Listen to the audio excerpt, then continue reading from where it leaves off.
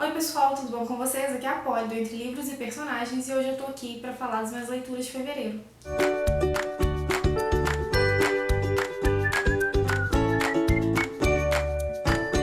Bem, eu fiz esse vídeo no mês passado, vocês gostaram, resolvi repetir a dose. Dessa vez eu vou falar das 7 leituras que eu fiz no mês de fevereiro e eu espero muito que vocês gostem. O primeiro livro lido no mês foi Escândalos na Primavera, o último livro das 4 Estações do Amor, série da Alissa Kleypas. E já fiz um vídeo falando, indicando essa série pra vocês, vou deixar aqui nos cards. Mas assim, pra quem não assistiu, é um livro muito amor pra mim, foi o meu favorito da série. Vai contar a história da Daisy, a última Wallflower, que vai encontrar o amor. E o pai dela dá um ultimato, né? Ela fala, olha, ou você se casa agora ou você vai casar com o Metal Swift, que é um dos meus sócios, que é um dos homens que ele mais admira. E ela fica indignada, ela fala que não, porque a lembrança que ela tem do Metal é que ele é um homem completamente desprovido de qualquer atributo que possa chamar sua atenção, que possa fazer com que ela se apaixone. E a Daisy é uma personagem peculiar, porque ela prefere as bibliotecas aos salões de baile, e isso também não ajuda com que ela encontre o marido, né? Mas quem não se identifica. E quando o Metal chega, ela percebe que ele mudou muito, mas ainda resta aquela dúvida se ele tá daquele jeito pra conquistá-la por causa da herança do pai, por causa do dinheiro do pai dela, ou se ele realmente está gostando dela e ele sempre nutriu uma paixão, na verdade, por ela, mas nunca pôde confessar porque ele tem um segredo do passado, segredo esse que eu não descobri antes do fim. E assim, é uma história linda, envolve muitas amigas, é um bem de amizade, é um romance lindo, tem esqueleto no armário, tem reviravolta e tem muito amor, gente, sério. Leiam esse livro, foi um favorito desse mês e eu gostei muito. A segunda leitura do mês de fevereiro foi A Garota do Calendário Fevereiro. Continua contando a história da Mia, né? A Mia tá sendo acompanhante de luxo para poder pagar a dívida do pai com a agiota. E que a gente tem ela com o segundo cliente, que é o Alec, ele é um pintor e quer pintar a Mia nua, porque ele achou o rosto dela simétrico, porque ele achou ela maravilhosa e essas coisas assim. E eu não sei, eu gostei menos que o primeiro ainda, se é possível, assim, os personagens não me cativaram. A Mia, que eu achei que ia começar a dar uma evoluída, só caiu, porque me falaram, né, que esse livro era melhor. E um amigo, inclusive, quem falou, né, obrigada. E assim, gente, desculpa quem gostou, mas não funcionou de maneira nenhuma pra mim. Esse segundo livro foi terrível, assim, na minha concepção. Se vocês gostaram, se vocês conseguiram gostar, ok, mas assim, né? E foi, acho que, a pior leitura do mês de fevereiro. A terceira leitura do mês foi O Lobo e a Pomba. Ele se passa em 1066 e as forças normandas estão invadindo o território saxão. A Aslin aqui, no caso, que é a personagem principal, que é a Pomba, ela é filha de um dos homens que foram assassinados por causa do seu território. E o Wulfgar, eu não sei falar o nome dele, gente, eu vou deixar escrito aqui pra vocês me falarem como é que fala. Ele é um lobo e ele chega no território que era do pai dela pra tomar aquele território e ele fica encantado com aquela moça e ele quer ela pra ele. E assim, muitas pessoas falam que esse romance é lindo, que é um romance maravilhoso e não sei o que mais, mas gente, vamos tomar muito cuidado com o relacionamento abusivo, porque eu não consegui gostar desse livro por assim, eu vou explicar direito. Eu gostei da parte histórica, das tomadas de território, eu acho aquilo muito interessante. Mas o romance em específico desse livro aqui, entre o Lobo e a Pomba, eu não vou ficar falando o nome dos personagens porque eu erro tudo, eu achei uma coisa meio pesada, assim. Eu achei que a primeira vez deles não foi nada romântica, como muita gente acha, muito pelo contrário. Eu acho que foi meio que um estupro. E um homem, gente, não tem nada lindo num romance em que o homem começa esse relacionamento acorrentando a mulher no pé da cama e nem na forma como ele trata ela como um objeto, como uma propriedade dele, sabe? Me incomoda muito esse tipo de livro. Não funcionou pra mim, tem gente que ama de paixão esse livro aqui, mas eu até algumas vezes me questionei sobre se a personagem estava passando por uma síndrome de Estocolmo ou não. Se eu tiver muito errado, comentem aí, mas eu não sei, não funcionou pra mim. Algumas partes, outras eu achei muito interessante, mas o romance em si eu não achei bonito, eu achei até meio abusivo. Então pode ser que até que no final algumas pessoas acham que ele se redimiu e tudo. Eu acho que é o tipo de romance que as pessoas acham que os fins justificam os meios, que o início dele foi justificado pela forma como ele se apaixonou e como ele começou a tratar ela no final, sabe?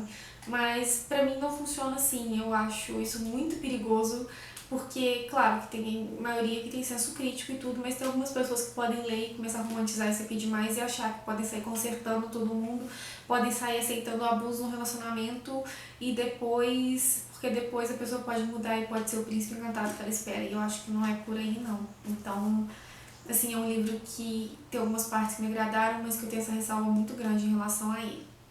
A quarta leitura do mês foi A Bela e a Fera, esse amorzinho clássico da minha vida, meu favorito. E meu desenho da Disney favorito, gente. E assim, gente, eu não sei se já saiu um vídeo específico que eu gravei sobre esse livro. Se não tiver saído, depois eu linko aqui. E ele vai contar as duas versões da Madame de Villeneuve, que foi a primeira versão da Bela e a Fera, e a da Madame de Belmonte, que é a outra que eles falam que inspirou a versão clássico mesmo da Disney. E assim, por eu ter feito esse vídeo eu não vou falar sobre a obra, porque eu também acho que todo mundo conheça a base da história da Bela e a Fera. É só uma ressalva para quem for ler, se meu vídeo ainda não tiver saído, que eu aconselho a ler ao contrário, porque aqui vem primeiro a Madame de Belmonte e depois a de Villeneuve. E eu acho mais interessante, eu li na ordem que tá aqui, mas eu acharia mais interessante ter lido a original primeiro para depois ter lido a adaptação. Então, assim, se vocês quiserem um conselho e forem ler antes de sair o meu vídeo, fica aí a dica. E assim, foi uma leitura que eu amei, que me encantou. Eu adorei saber um pouco mais das nuances dessa história. Inclusive na história original tem um pouco mais sobre a Bela, um pouco mais sobre a Fera. E é mais um conto de fadas mesmo, porque realmente envolve fadas nessa história. Enfim, vocês vão saber mais no meu vídeo, mas assim, de antemão já aviso que eu amei, que foi uma leitura maravilhosa e que, né, Bela e a Fera nunca me decepciona. A quinta leitura do mês foi simplesmente O Paraíso, da Julia Quinn, é da série nova dela que foi lançada aí pela Arqueiro, e vai contar a história da Honória e do Marcos, que são amigos de infância, que foram lidos, né, pelo Daniel, o irmão da Honória. E esse Daniel, o irmão dela, vai embora, fugido pra Itália, e a mãe dela entra em depressão, a casa dela fica muito vazia, fica sem vida, e a Honória decide que vai se casar de qualquer jeito naquela temporada, porque ela não aguenta mais os dias vazios e talvez os seus próprios passos seriam a única coisa que ela escuta, talvez por dia ou dias. E ela acaba reencontrando o Marcos, que era amigo do seu irmão e que era seu amigo de infância também. E os dois começam a desenvolver um sentimento, é tudo muito bonito, é tudo muito delicado. E a forma como eles vão se apaixonar de forma gradativa, que eles vão se descobrindo apaixonados e que eles vão se descobrindo que iriam mover céus e terras um pelo outro, é muito lindo. Foi um dos meus livros favoritos, assim, do mês, talvez até do ano, porque, né? E, gente, incrível, incrível, incrível. Julia Quinn sempre me ganha muito. Vou deixar o link da minha resenha aqui embaixo que eu explico muito mais da obra, muito mais de personagens. Não vou fazer isso aqui para o vídeo não ficar muito extenso. E eu não tô com o livro aqui porque meu primo levou para autografar pra mim na sessão da Julia Quinn que vai ter em BH. Infelizmente, por motivos de trabalho, não vou poder ir, mas muito obrigada, primo. Você é muito lindo. E é isso, gente. Foi o favorito do mês, foi incrível. Eu leio essa série, só li o primeiro por enquanto, mas eu tenho certeza que eu vou amar todos os outros também. A minha sexta leitura do mês foi Uma Chance para Recomeçar, da Diana Scarpini, autora parceira aqui do blog e do canal. E assim, gente, sabe aqueles livros que te ganham pela capa e você vai ler e o conteúdo te ganha ainda mais e você fica encantada com tudo que encontra ali, com a narrativa incrível, bem desenvolvida, com a delicadeza da história, com os personagens e com tudo? Pois é, esse aqui foi um desses livros. O livro nos traz a história da Aurélia e da Karina. A Karina é uma workaholic, ela vive uma vida super estressante e é claro que o sistema dela, né, o organismo dela não ia deixar isso passar em branco. E por causa de todo esse estresse, por causa da vida que ela leva, ela acaba tendo uma paralisia facial parcial. A metade da face dela fica paralisada e ela fica desesperada, achando que vai morrer. E ela tem que acabar dando uma freada e indo fazer fisioterapia para poder voltar a ter todos os movimentos no rosto. E é nessa clínica de fisioterapia que ela vai acabar conhecendo o Aurélio. O Aurélio é um homem que tem um passado muito pesado, assim. Ele sofreu um acidente pelo qual ele se culpa, onde ele perdeu a esposa, a filha e teve 50% do corpo queimado. Ele perdeu a visão, então assim, ele é um homem que sofreu muito e que, além de todo o preconceito por ter se tornado uma pessoa deficiente, visual e por tudo que ele passou, ele também, além da sua culpa, ele é uma pessoa muito preconceituosa consigo mesmo.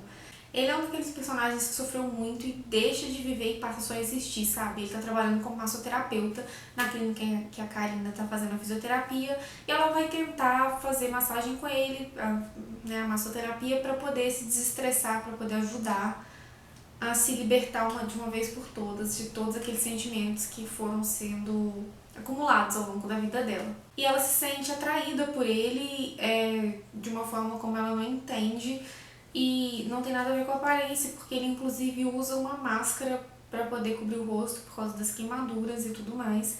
Só que o Aurélio, ele repele a Karina muito porque ele não quer amigos, ele não quer viver, sabe? Ele tá ali apenas existindo. E ele ainda se sente muito culpado pela esposa, ele não quer se aproximar de ninguém. Mas é claro, né, que eles vão se aproximando, eles vão se descobrindo, se conhecendo, eles começam com uma amizade meio conturbada, mas uma amizade. A princípio vocês podem achar que a premissa parece um pouco clichê, mas não é. É a forma como a Diana desenvolve essa história, como ela dá cada característica ali para seus personagens, como ela trata de temas tabus na sociedade, como ela trata do preconceito, do autopreconceito, da deficiência visual, da acessibilidade, que deixa a história cativante, emocionante e incrível, sabe? É muito incrível. E eu acho que é um livro que todo mundo devia ler, assim, é incrível mesmo. Eu amei esse livro, eu falo também um pouco mais sobre ele numa resenha lá no blog, eu vou deixar aqui.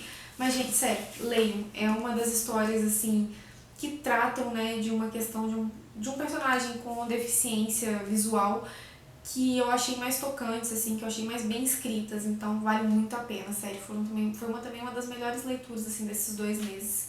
E por último, mas não menos importante, a minha 7ª leitura do mês, que foi Sebo Fernandes, e que vai contar a história da Luciana. A Luciana é uma menina que perdeu o pai, a mãe tem depressão e ela mesma se retrai muito depois da morte do pai, e ela acaba tendo um sonho muito grande de fazer a faculdade de letras, e a professora dela, a professora Rosângela, arranja uma vaga para ela num cursinho onde o sobrinho dela dá aula, o Henrique, e pede pro Henrique ajudá-la a conquistar esse sonho. Aí os dois vão acabar se envolvendo, ele vai ajudar a Luciana muito nesses traumas que ela viveu na vida, em que pese também é tratado ali um tema de suicídio, de depressão. É uma obra com muita delicadeza e que também vale muito a pena ler para quem gosta dessas temáticas de perda, de aceitação, de dar a volta por cima, enfim, é muito interessante, é um romance muito bonito também, vale muito a pena a leitura, e eu tô adorando os nacionais que eu tô lendo esse ano, de verdade. Bem, pessoal, é isso, esses foram 7 livros que eu li esse mês, na verdade os outros são e-book, né? E eu espero que vocês tenham gostado do vídeo, não deixem de comentar o que vocês leram, o que vocês acharam das minhas leituras, de curtir para ajudar na divulgação, se inscrevam no canal, e é isso. Beijos e até o próximo vídeo.